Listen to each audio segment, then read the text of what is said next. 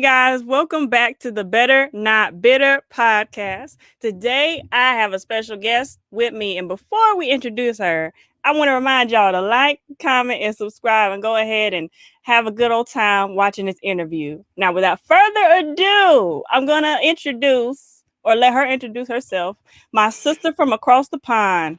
Go ahead, sister. Hi everyone. Hi everyone. Hi Maya. How are you? Thanks for I'm having me. I'm good. How are you? I'm very well, thank you. Well, I'm gonna do a little bit of an introduction, man. My name is Marvalyn Green, and I am in the UK.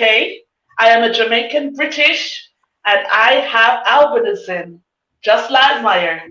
And I'm very proud of my skin. I'm very proud of the woman that I am. I'm also a wife, I'm a daughter, I'm a sister and a friend, and I just love my uniqueness. I love the fact that I'm made to stand out. Amen. Okay.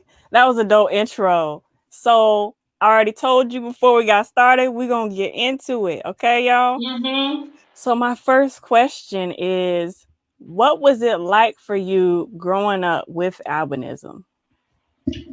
What's it? I've lived in two countries, so I'm gonna go first with Jamaica, the place where I was born. I was born in JA, and growing up with albinism was I knew my skin was different. I noticed it when I was about 3 or 4. I knew my skin was different. I knew something was different about me. So, with that said, I was in a loving family, and I have my grandma, my mom, my uncles, everybody would love and say, "Oh, there's nothing wrong with you. You're good," and they showed love, and also I felt I felt safe in that time, and obviously being a child, it's people look at you in a different way. It's like, "Oh, you got black parents, or your skin is white," but then it's like my grandma always say to me, "This is how God made you. This is how it is." So I feel I feel touched by that. So I done my primary years in Jamaica, and I also went with a young man with albinism, and so I wasn't alone. So it was quite easier to have somebody like me in primary school, and I made friends and everything. So it was not like, okay, I was stigmatized or anything like that child. Everybody knew who I was, and everybody knew my mom. So it was a community. Everybody knew each other. So I didn't really face that stigma growing up. Mm-hmm. That's very interesting. Like, as you know, I'm here in the States, so it's always a cool experience for me to learn about people with albinism from different places all over the United States and all over the world. And you hmm mentioned that as an aspect of your experience living in Jamaica. What was it like when you came to the UK? Was there a difference? What happened? Yes, there's a big difference because that's where the stigma kicked in. Hmm. That's when it started. I experienced it firsthand from some family members, not all, some. I experienced them not walking with me, don't want to associate with me, feeling embarrassed and ashamed of me. I Mm. endured bullying. I endured um, name calling. I endured it all in the teenage years. It was hard, man. And then when I started a new school as well, so obviously I'd done my whole educational institute in the UK, and you know, I was the only person in school who had albinism. I was the only one. But it was quite unique because I had the advantage and the disadvantage in school. But some people knew about my condition and some didn't. So the ones who knew about albinism, they supported me. So I had the love and the support from people in school, because some people were from Jamaica and they knew about albinism, and some people were from Africa, they knew about albinism. So it was quite a bit of a disadvantage and advantage, because the people who didn't know about albinism, some of them didn't want to be my friend, some didn't want. So I experienced that firsthand, and obviously. And when I first started school as well, they were like, curious, I don't know, what is she? Is she black? Is she white? And at that time, I didn't know about albinism. To be honest with you, I didn't know about the condition. So they placed me in SEN, so that stands for Special Educational Needs Department in school. And this lady came in and she was talking to me, and she was like, you're in special needs, but I knew I had my vision impairment and so forth, but they put me in special needs because of my albinism. And I was like, what do you mean? Like, I never heard of this. Is all new to me about special needs. And this is because obviously medicine, man, I just come into a new country. I don't know what the system is. So I'm trying to adjust to a new system and a new school, blah, blah, blah. And so the lady came in, spoke with me, explained, you have albinism. I said, what's that?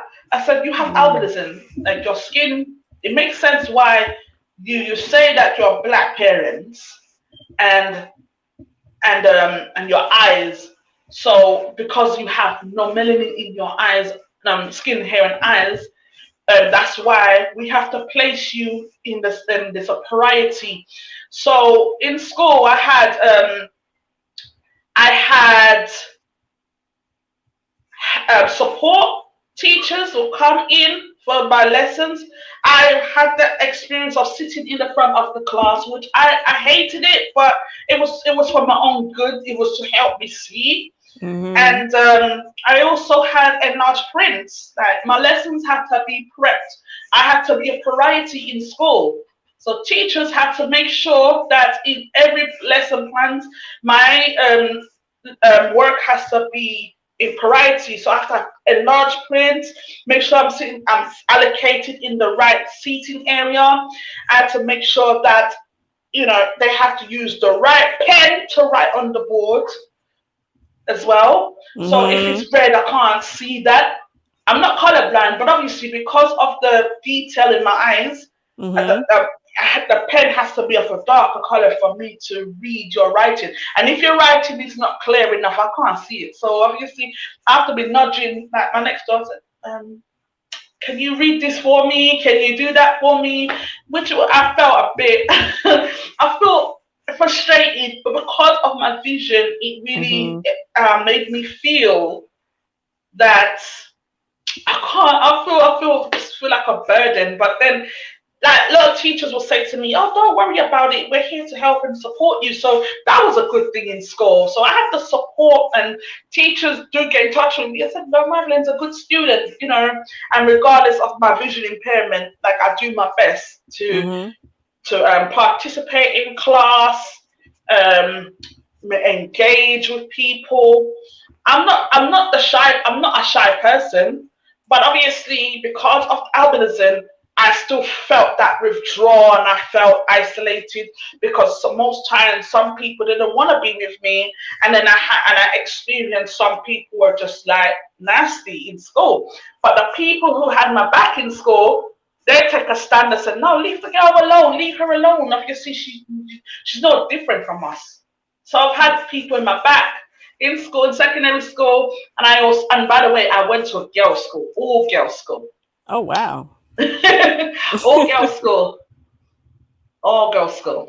Wow. But I think it's really interesting to hear, how even though you were in another country, you had similar supports in school that I had, and I know several other people with albinism had.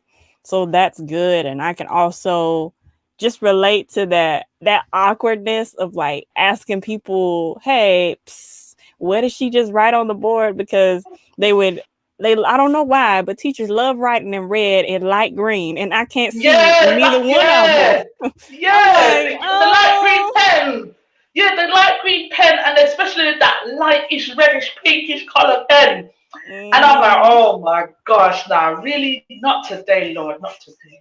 Yeah, and sometimes when it comes to our vision, the simplest things can make or break certain situations. Yeah, yeah, Um, especially like in the classroom, and you're like, um, why did that say on the board? And I just feel, oh God, not today, Lord, not yeah, today. yeah, And it depends on the teacher as well. It just depends. But then that is so obviously I true.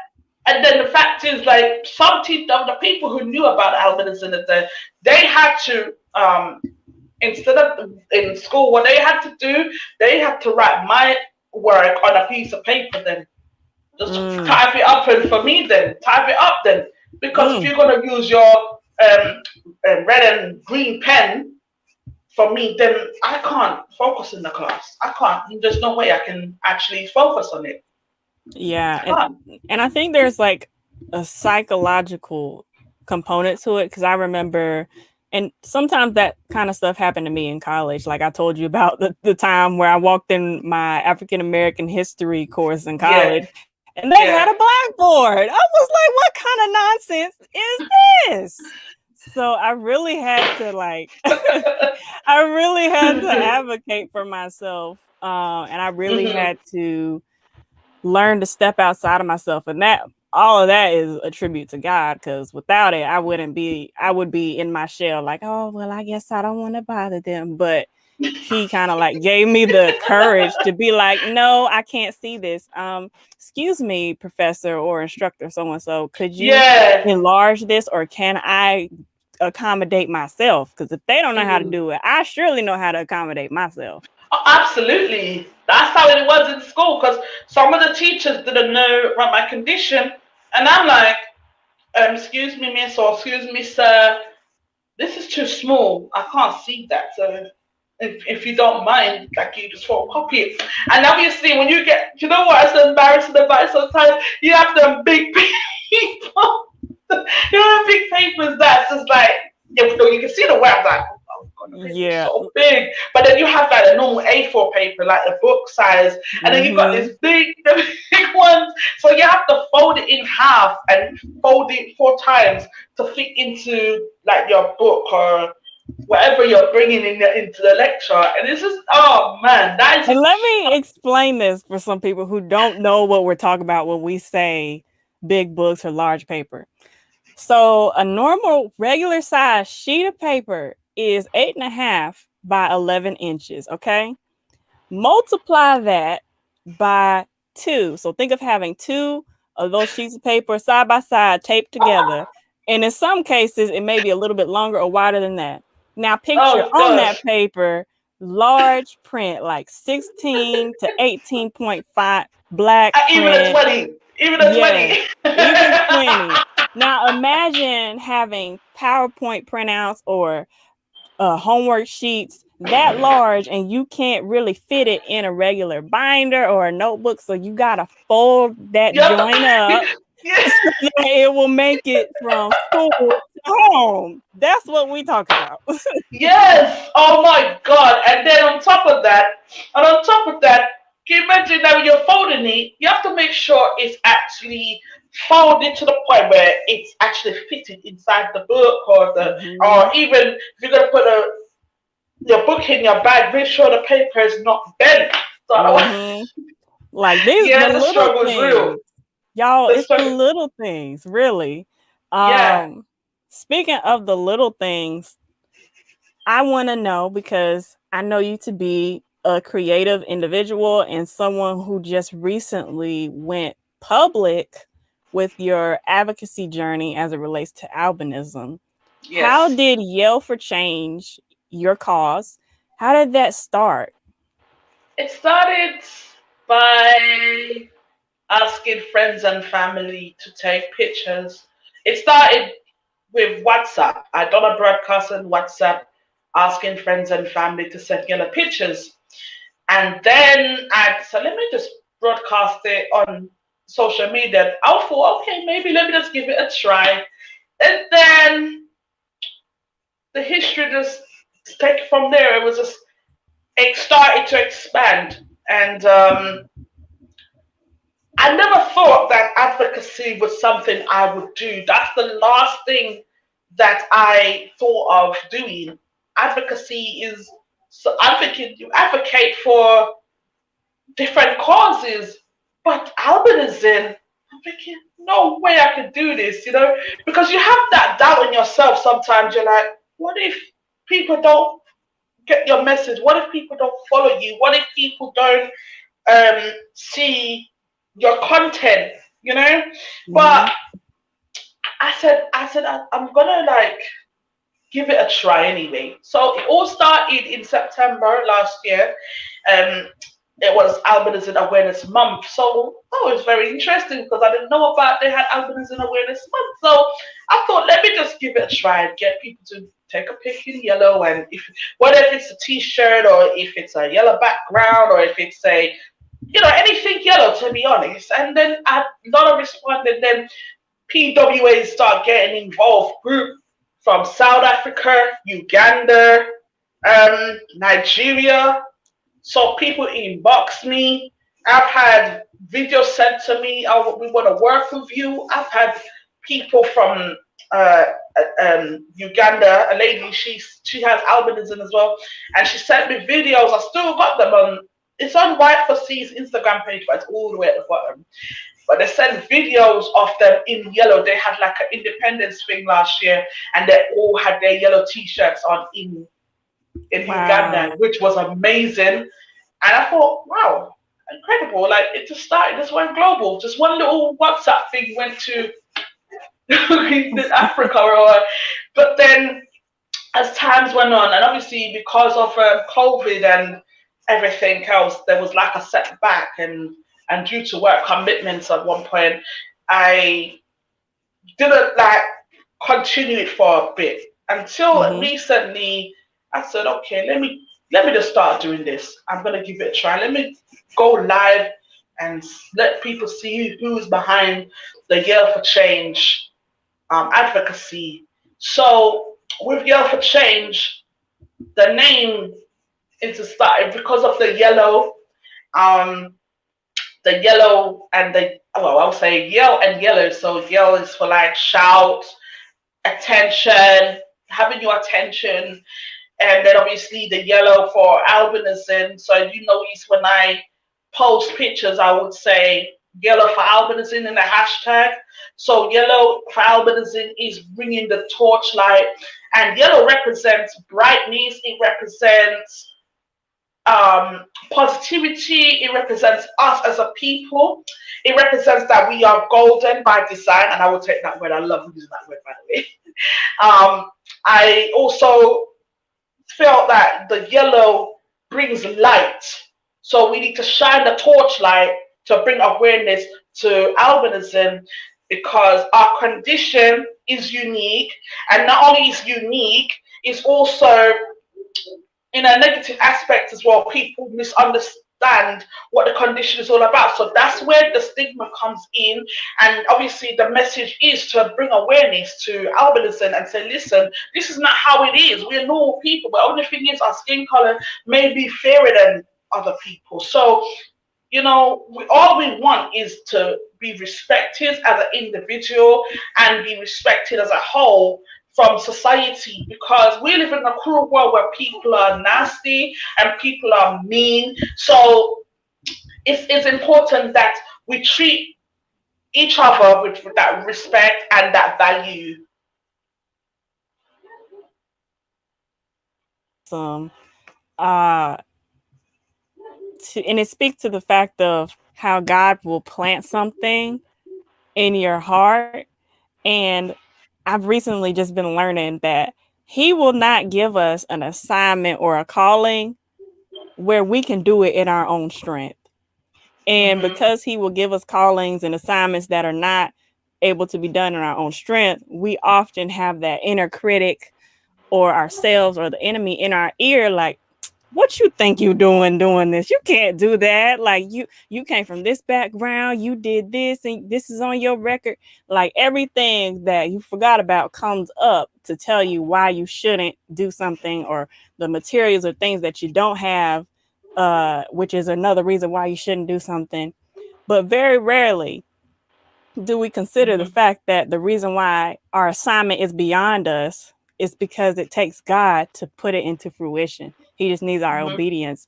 So Mhm. the beginnings of Yell for Change are definitely indicative of that. I remember, I think I can't remember who followed who first, but I remember looking at your page and I was like, wow, she is doing her thing. Like, let me follow her because it was very inspirational. And I always liked Oh, thank meeting you. other people with albinism online. And I was like, wow, she's from the UK. That's even more dope because we have a lot of organizations and whatnot in the US, Mhm. but there tends to not be the same amount of resources in other parts of the world. So to see that you're doing what you're doing, where you're doing it is really encouraging. And it's something that I definitely don't mind supporting. Thank um, you.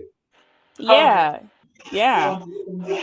I'm gonna take a moment and just say hey to all the international guests and people Hi. in the US. So hey Auntie, hey anybody who came to support Marvalyn. We appreciate you. If you Thank haven't you. already, go ahead and give this video a like, share it with somebody, even after it's done. You can still watch the replay, all those wonderful things. So my next question is, I know you to be someone who is very enthusiastic about the role of God in your life and Yeah. how it has helped you accept your albinism. Could you talk a little bit more about the impact of God in your journey of acceptance?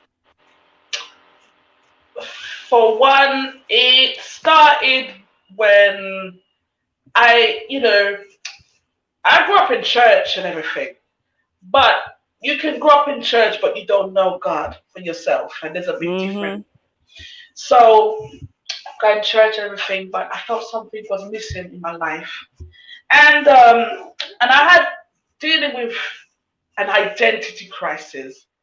I'm thinking, I'm picturing myself. Who is Marvalyn? Who is she?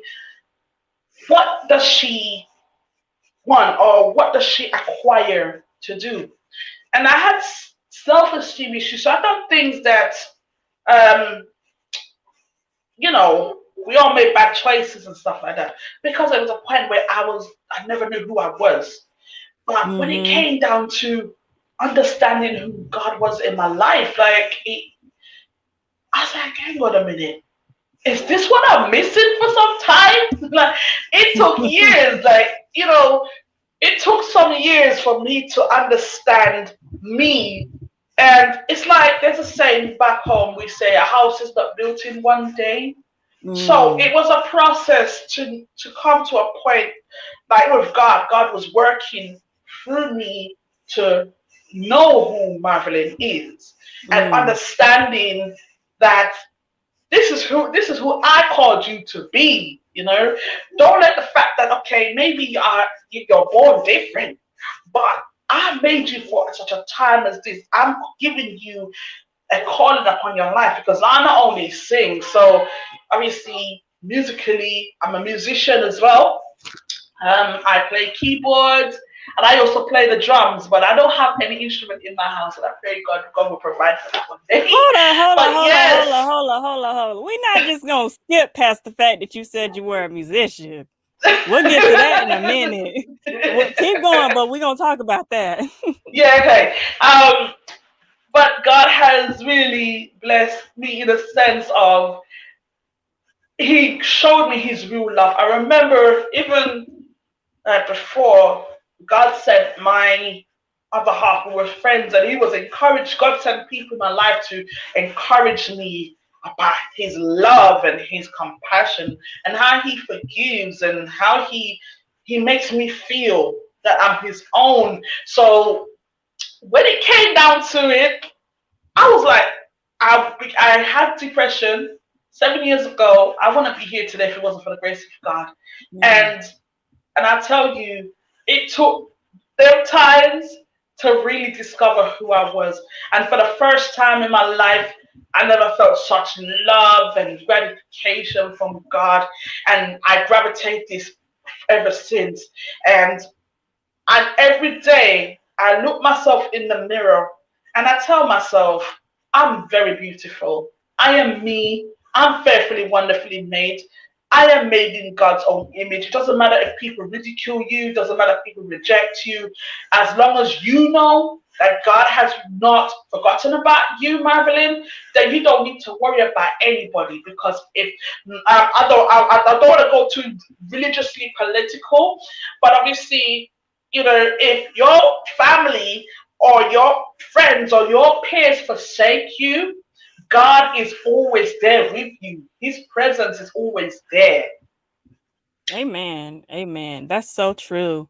Um, and when I think about it, when it comes to dealing with life's challenges, whether you have albinism or not, you Mhm. need something to anchor you. And I think, like, I've talked to many people with albinism, and the common thing that I notice is that either one, their parents were really good at teaching them their worth and really good at helping them just feel like they could do anything in the world. And then there's a lot of us who come from this background of having to kind of figure things out Mhm. and See, I stumble had both. along. And I think for I many of had us, both.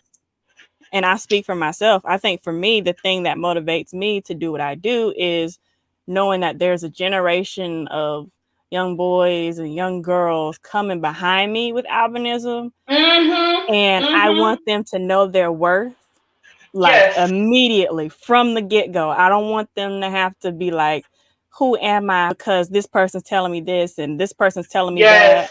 Yes. I want them to be able to know that they are not a mistake, they are Mhm. fearfully and wonderfully made, and that they are here for a purpose and they are not an accident. Which Yeah. leads me to my next question of when you began your work with advocacy and albinism, how important was it for you to have a support system around you? Well, I want to shout out to all my family and friends that supported me um, when it started. Thank you. Um, First, I want to start this off by thanking my best friend, my husband, for giving the name Yell for Change because he was the one that I give him credit for this because when I was doing the yellow pictures for friends and family, he was the one that said, why don't you just call this project Yell for Change? And I thank God for that. And he supported me throughout when it started. And there there were times where I was like, oh man, I don't want to do this yellow thing. But he was like, but Marvalyn, you love this project. This is what you're called to do. So, and I had friends and family that whenever I talk about albinism on social media, I'm getting the support, like my aunties and them will be commenting and say, go ahead, Mrs. G, like they call me Mrs. Green sometimes. And they were like, oh, you're doing great. Keep the work going. Don't give up. Keep going. It doesn't matter who don't like you. It doesn't matter who don't support you.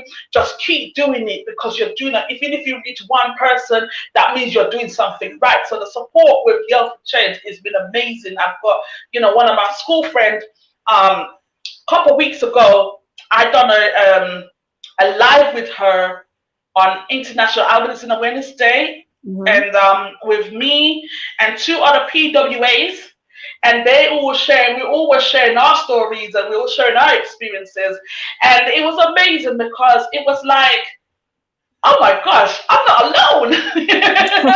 I'm not alone. They across the pond from me, and obviously one of them was a Latina, and the other Mm. one, and there's only two blacks, so two was blacks albinism and a Latino, and obviously he was sharing his. I don't even know if he's listening, to this live, but he knows who I'm talking. He knows who I'm referring to. He knows who he is. So, um, he was like, I've experienced the same thing in the Latina community, you know, with albinism, where I felt ostracized and I felt like an outcast. And I'm like, wait a minute, like this is me, But I'm glad that the support that I've been getting right now is truly a blessing, and I thank God for this experience and this journey, because when I started this project, I also gained a brother in the US as well, and we've become friends and we've become tight, and we keep in touch almost every week as well. So I just feel that this project is beyond me, because what the next level is, I'm just letting whatever comes, let God be the leader of this, because I can't do this on my own. I have to let God order my steps and allow Him to give me the commandments or the instruction to do what I need to do to help my PWAs, to inspire them, to help them in any way that I can. That's awesome. And it speaks a lot to the caliber of the people that God has blessed to be in your life, like your aunties and your husband. So shout out to them for being awesome. I have another question, and this question, I'm just kind of curious in general to know about it. Sure. As people with albinism, and anytime you have a disability, not only do you receive accommodations in public settings or in like private sector, but we learn to accommodate ourselves in our daily life. Mm-hmm. Mm-hmm. How do you do that? What are some ways that you accommodate for yourself? What are some devices that you may use to help you live your life smoother? Okay. Oh gosh. All right.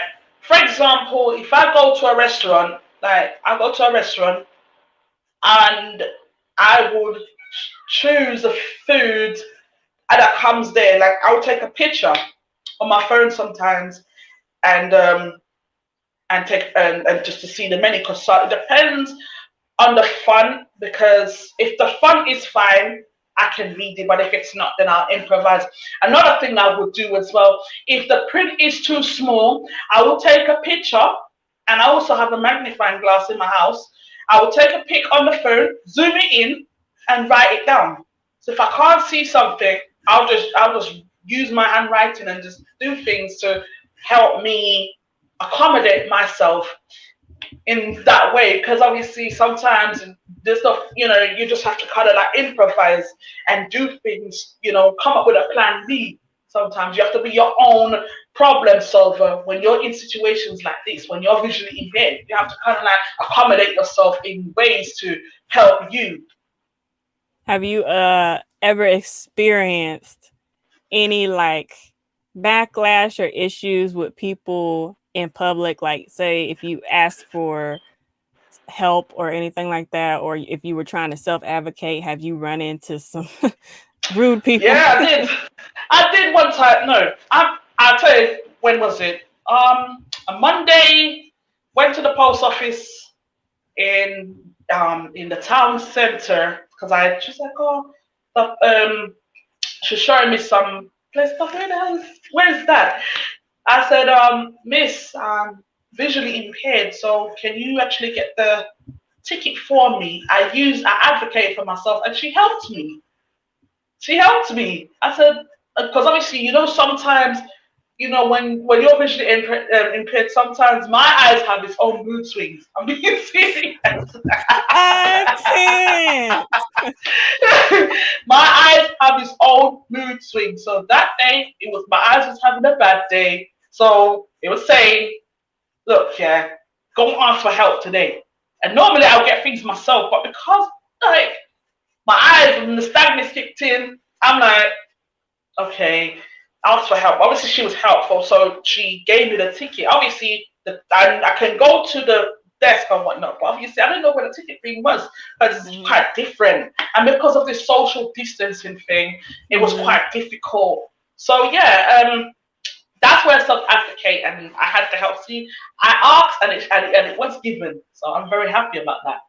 That's awesome. That's awesome. I think when it comes to self-advocacy, and I talk to a lot of people about this, and because Mm-hmm. it's so important. I think even people who don't have disabilities, it's a skill that we have to develop to be able to um, communicate what we need based on our conditions or our circumstance, and then do that in a way that's not aggressive, but it's Mm-hmm. assertive enough to where people can understand what we need. Yes, and oftentimes with our condition, it's misunderstood. It's very much misunderstood because people have their own perception of it. They think they know what it's like, but until you're in somebody's shoes, then you can't make assumptions about what a person struggles with on a daily basis, especially like if you're born with albinism and obviously the visual impairment, because obviously everybody's vision is different, Mm-hmm. and some people are have worse eyesight and than some. So it's like you can't compare everybody in the same category, for, especially if you have albinism. Because as I said, my when they done my eyes tested, they said that for somebody who have this condition, my eyesight is quite good Mm-hmm. than some, because some people you have to be this close to see them like that. I don't have to go that close to you. It's the opposite for me sometimes, but it just all depends. Like it just all depends if my eyes are in a good it's in a good day. But Yeah. yeah, it has its moments. Trust me, especially if you're tired or the nystagmus kicks in. I'm Mm-hmm. like, okay. Yeah. Speaking of like vision, it made me think of this question because I know you live in London and I'm not Hmm. familiar with like the layout there, but I'm Yeah. curious to know what it's like for you when you're traveling like to the store or going out and Oh, about. Do you drive? unfortunately, no. But because of the British standards, they won't permit me to drive because I can of relate. they won't permit me. But it's okay because they got buses, we've got tube stations, we got Uber, we got Ola, we got Black Cab. So there's so much resources here, and obviously when it comes to the buses, I can see a bus when it's coming. I Mhm. can see from a very far distance. I can see when a bus is coming. I know when a car is coming. I have no problems crossing the road. Mhm. None of that. Okay. The only thing is if I go out in the sun, I wear like shades because of the UV rays. I wear the sunglasses. I wear that. But otherwise, from that, I mean, I have no problem seeing where I'm going. Mhm. I can see when a person's coming, but obviously and I see stop signs and everything. But like some people with albinism, some they don't know when a car is coming, or they can't see certain things. So it has to be close up for them. Yeah, and I'm gonna Even tie though in. I do see nearsighted as well, obviously. But like, Yeah. but when I'm outside, it doesn't affect me as much because obviously, um, I'm very aware of my surroundings, and I also had training. They trained me in my secondary school. They trained me how to cross the road, so I had that training as well. So that actually gave me good support. I was happy I had that. Yeah, and here in the United States, we have something called orientation and mobility, and you may or Hmm. may not get that in school, but it's probably very similar to what you got in school, where if you're someone who is blind or has a visual impairment, they teach you how to navigate your surroundings in unfamiliar locations, how to take public transportation. And Hmm. if you're watching this and you have legal blindness, vision impairment, or if you're totally blind and you have not had O&M, that is something that I would highly recommend. It just boosts your confidence in being able to do things like cross the street. If you need a white cane, by all means, I'm an advocate for white canes, even if you're really visually impaired, because Hmm. when you have an invisible disability, people don't know. It's like sometimes I'll go to the restaurant ask someone, the cashier, what's on the menu, and they're like, it's right there. And I'm like, Yeah, oh, I it's hate right there that. for I everybody else, hate but that. Oh my yeah, gosh, I hate that. I hate that. yeah. Because there's another, okay, it's another thing looking at the menu, but what I've got to understand, and when I went to the opticians and they explained to me, like because of the lack of melanin in my eyes, the back of the eyes, and it's called the macula, or that's Mm-hmm. near our retina, right? Mm-hmm. So the macula of the eyes is the one that gives us like the detail of things. So if it's blurred for me, that I can't read small print, Mm-hmm. so I have to like sometimes I have to ask my husband, and he wears glasses as well. I have to ask my husband, babe, what's this? Can you read that for me? You know, and he's very accommodating, so Mm-hmm. it helps. But if I go into like a restaurant now, and the thing is, it's to prevent the hassle and asking, as I said, I just take out the phone, take a picture of it, zoom in. I'm like, you know what? This is what um I'm gonna need. Right. This is And what I'm gonna eat. So instead of me going through this hassle of people trying to disrespect me and people being ignorant. So I thought, let me just prevent that from happening. Let me yeah, prevent that from happening. So yeah, I feel great about it. You know, I yeah, have to. You have to improvise, sis. You got to. You have yeah. to. And to that point about the menu, as I was saying, like people assume that you could see it because there's no visual indication of disability. And having a white cane is an indicator, or you self advocating is an indicator like, hey, there's more to what you're seeing right now. And so Mm-hmm, what people don't realize, part of that issue is they don't realize that vision impairment or vision disabilities come on a mm-hmm. spectrum. Yes. Someone is totally blind, you know, That. Yes. they can't see nothing. Whereas there's Mm-hmm, another spectrum along that, further along that spectrum is another extreme called vision impairment, mm-hmm, where someone has enough vision to function, but in order to function with that type of vision, they need special adaptive technology and strategies for doing ADLs, which are activities of daily living. And then yes. in the middle of that spectrum lies legal blindness, where you're Yes. not blind, but your vision isn't quite acute enough for it to be considered vision impairment. So you can't Low drive. vision. Yeah, and here's where low vision comes in. Low vision is a term used by the government typically to basically define the fact that someone has lost their sight after Mm-hmm, birth due to maybe an accident or mm-hmm. a reaction to some whatever the case may be. So that's what Or happens maybe, with, retina damage. yes, or even older age. Some people develop low Yes, vision with older because age. I would have to bring this. Now you've mentioned this now because my husband's dad, he Mm-hmm. has glaucoma Mm-hmm. and he's legally blind, so he has to have a cane. So he can't, like, he can just about see you. Mm-hmm. So glaucoma is the one where your retina that it eats out the whole retina. So he can't. His eyes is kind of like whitish. You can't see anything Mm-hmm. hardly. You know who you are. So he has to have special accommodation in his house. Like for example, if he's gonna put the kettle on, there's a special alarm that tells him to stop the water from filling up, for example. And there's also he has like in his house he has these buttons to press for phone call. So he has a talking telephone that will dial the number for him.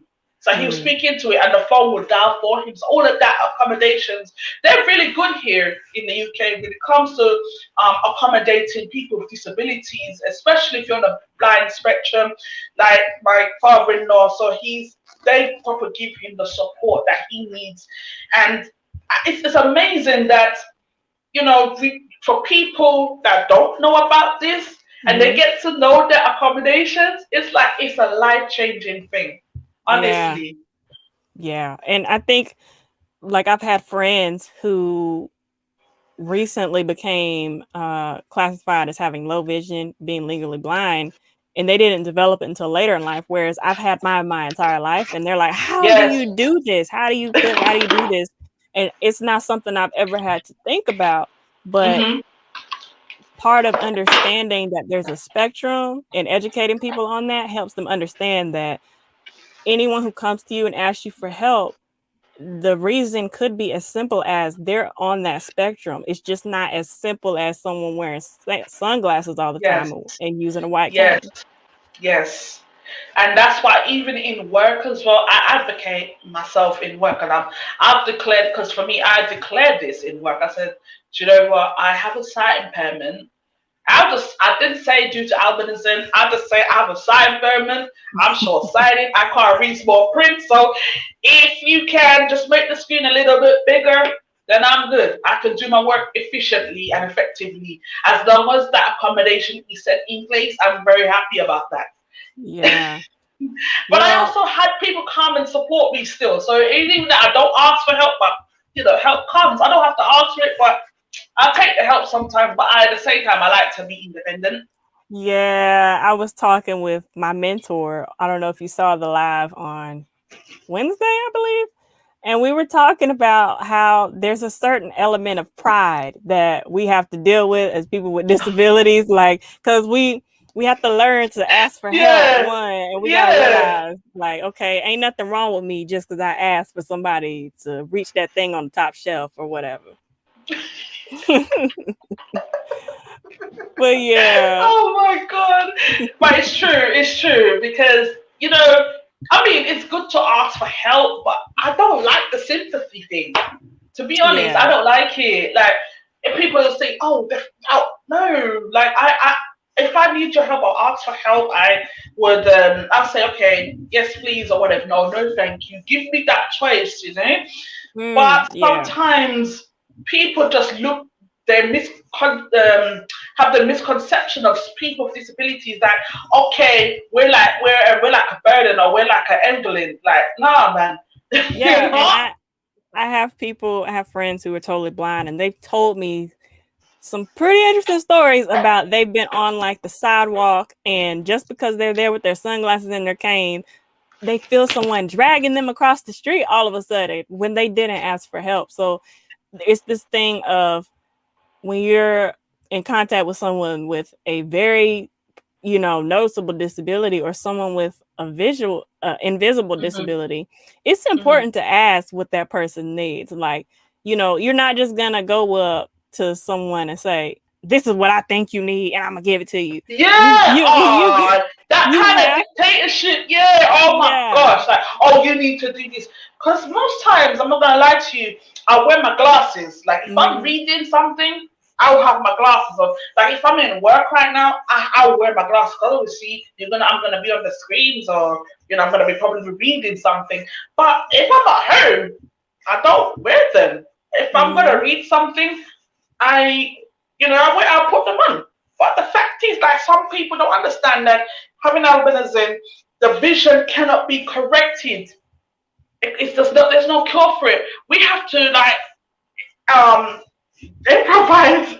Obviously, the glasses helps, but at the same time, as I said, my eyes have its mood swings when he wants to be.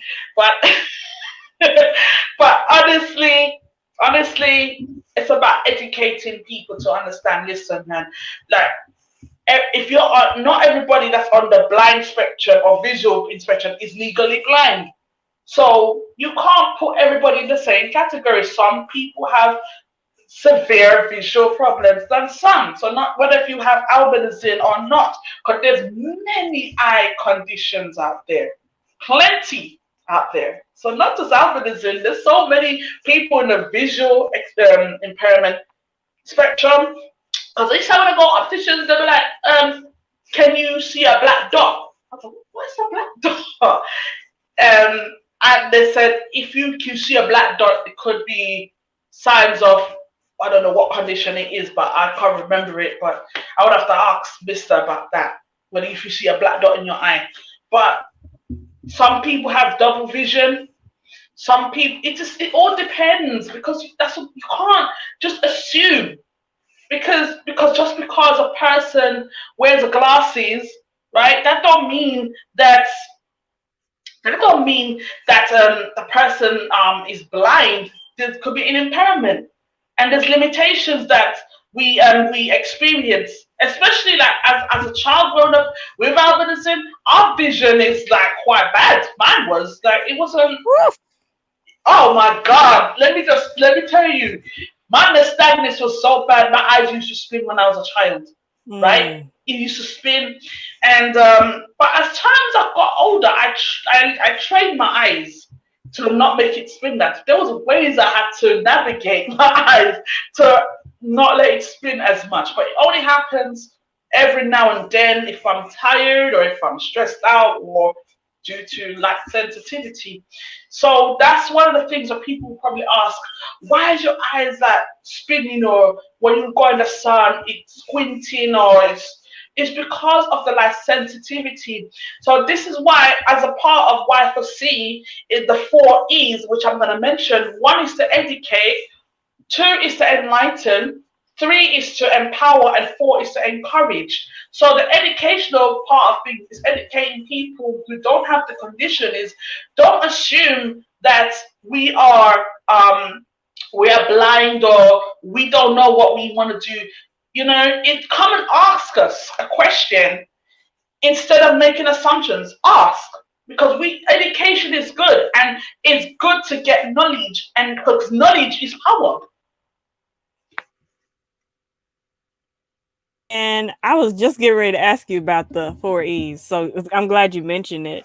And I just think this whole conversation and conversations like these are important because no two people's experience in life is the same, and no two people with the same disabilities experience is the same. And so the more we can, loosen our belts a little bit and just take a deep breath and actually have conversations with people, it Mhm. is a good thing. My final Yes, question is the yes. question that I ask all my wonderful guests, and Thank that you. is, what in life or who in life has helped you to become better and not bitter? I have to say, my husband helped me get through some tough times. I want to say thank you, hubby, for that. And there's a very special person. Um, he's no longer here. I dedicate this podcast to him, my uncle Steve. He has paved the way for me, and I gravitate to him so much because he's always like encouraging me, saying, if somebody hurts you, don't wish them bad, just pray for them. And also with my husband, obviously he has his experience with working young people and mentoring me. He's helped me overcome some barriers and certain fears that he's helped me through. But I also have to give all props to the good Lord upstairs, the Most High. He's helped me through this journey, and obviously self love and self care was one of the things that helped me. And obviously, fun you mentioned about better and not bitter. When I written my story for Y4C, it actually mentioned that. It actually mentioned better and not bitter in my story. So it's a coincidence that you use this as your broadcast. And obviously, to be better is about taking accountability of the things that you did and learn to forgive yourself. And can't change the past, but you can change the future and take it day by day, and just do not allow bitterness to stop you. Because being bitter is like it's like having a big rock on your head, and you can't lift it. So there's no point holding on to that bitterness, because all the things that I went through, and all the ridicule and all the discrimination and all the bully and all the stigmas that I faced taught me as an individual to be a better person. That's so good. And on that note, before we close, I want to Yes, give you the opportunity to plug or mention all of your social media handles or things that you're working on that you want people to know sure. about.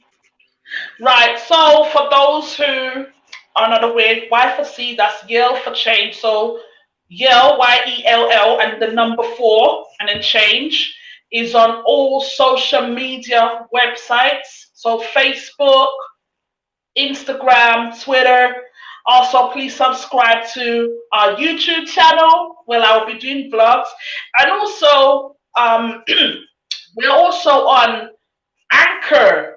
So broadcasting, so I'll probably be doing some broadcasting about little things about all things albinism. So maybe I'll cover the topic about albinism, mental health. There's a few there on Anchor, and there's a few I just started. So, and there's a recent one was love and relationships. I posted that on there. Also, check out Y4C's web blog. So it's www.yellforchange.wordpress.com. So that's yellforchange.wordpress.com. All information is there about albinism, and you can see the yellow pictures from last year is there. And also, there's just to have a look and to see that, we're trying to spread the message to educate people and society so we can have a better future for future PWAs. Amen. And so, guys, I just want to say thank you for watching this live. And for those who are watching the replay, thank you for your time and attention. All her information is in the description below, so feel free to check that out. And without further ado, as I always say, remember to live each day with the aim to become better and not bitter. I'll see you next Yes. week.